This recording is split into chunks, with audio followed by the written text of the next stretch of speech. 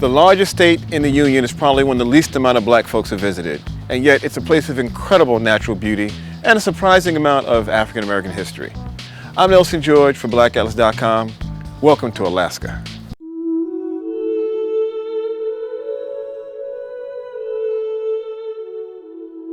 I'm on a cruise ship going around Portage Glacier in Alaska. There's an actual glacier, huge, beautiful thing behind me. It looks tinted blue like I've never seen it before. I didn't even know glaciers look blue. I guess most people don't. It's just really beautiful and intimidating and powerful. There's a lot of icebergs here. The thing about going to Alaska, obviously, is this connection to nature that you don't really have very many places in the world. And just very, very kind of empowering and spiritual in a way. You know, it's just really beautiful. What can I say?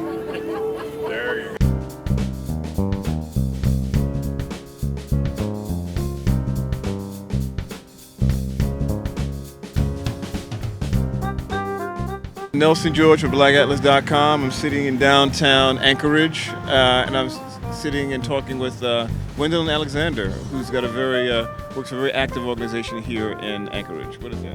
It's the African American Historical Society of Alaska Incorporated. We've been the coordinators for the Juneteenth event here.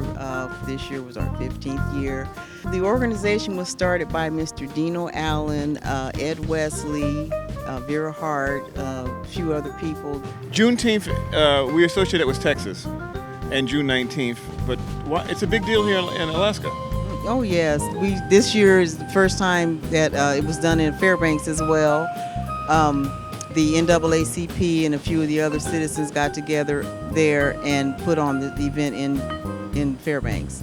What holds you to Alaska? Well, pretty much, I have gone back home to visit, and I couldn't wait to come back home. Yes, in California, Pomona, California. And I went down, and when the plane was going down, I had been up here for about 6 years. The plane was going down, and they said, we'll be landing at the airport shortly. And I said, okay. And I look out the window. I said, haven't we come out of the clouds yet? And they said, no, that's the smog. There's several black neighborhoods here in Anchorage. Can you tell me about them? We have the Fairview community, which is not too far from here. And it's predominantly black. Then you have Mountain View neighborhood, which is also predominantly black. Okay. And then we have Muldoon area, where there's a few spatterings in different blocks of the area that are predominantly black. So how well integrated into this community are black folks part of the fabric? We do have a lot of people working in different aspects, the fire department, police department, you name it, they're in there. That's Nelson George with Gwen Alexander. Been talking about being black and living in Alaska. And loving it. And loving it.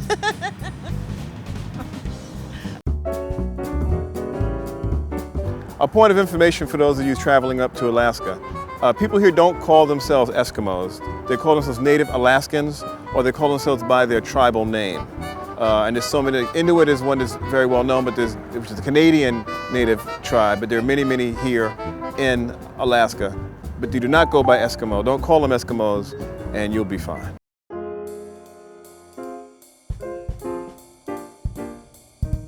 The history of blacks in Alaska is a pretty rich one. A lot of people know about Matthew Henson. He was a black explorer, one of the first people to go to the North Pole. Probably more relevant to contemporary Alaskan history, it goes back to World War II. During 42 to 43, the height of the war, a highway needed to be built here in Alaska to transport materials to protect us from attack from Japan. And for 8 months during that period, 7 regiments, including 3 all-black regiments, built the Alaska Highway that still exists to this day and were crucial to our war effort at that time. Those black soldiers, in fact, many of them ended up staying in Alaska and starting a tradition where so many black military people come to Alaska and stay here. Fairbanks, Alaska, which is one of the bigger cities here, had a black mayor in the 90s. And there's many black folks throughout the state. Alaska is probably just under 4% African American. Anchorage here is 6% African American. And going through the city, we notice them around as we travel around. We'll see black folks in their cars, biking, traveling. So they have a presence here in the city now.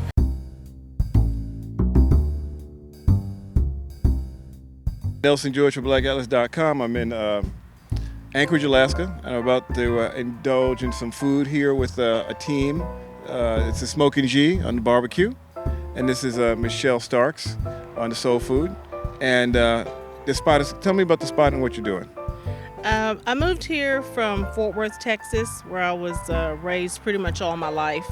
I came here 2 years ago to do some soul food with my father, who'd been selling barbecue here in Anchorage for about 12 years.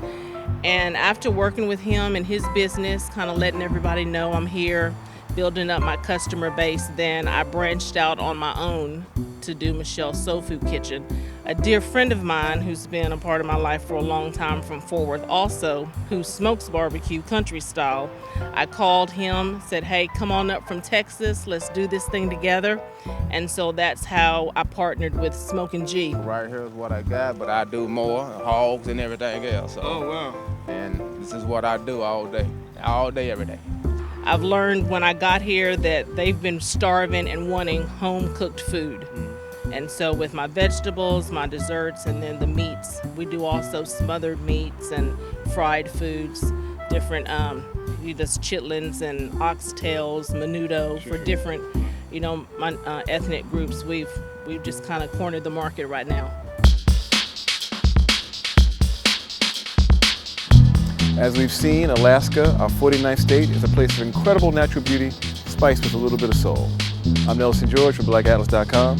Catch you in the air.